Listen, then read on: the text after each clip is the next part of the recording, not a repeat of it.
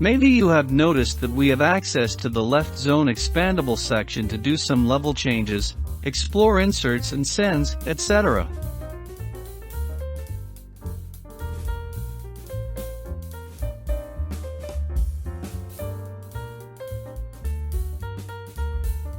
If you see a button with the letter E here, click on it.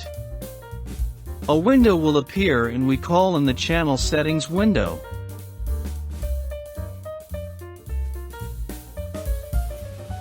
You can see everything you used at the left zone there.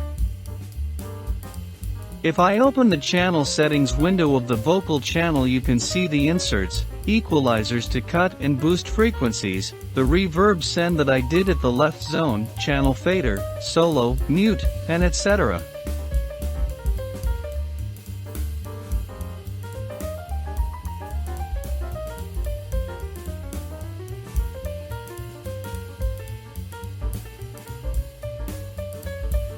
You can use the panner here to move an element left and right in the stereo image. I'll solo the vocal and show how the panner works.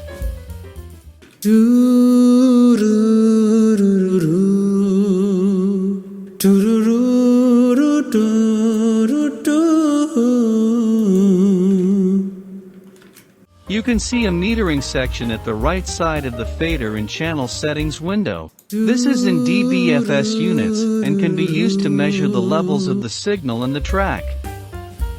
At the bottom of the meter, there's a numeric value.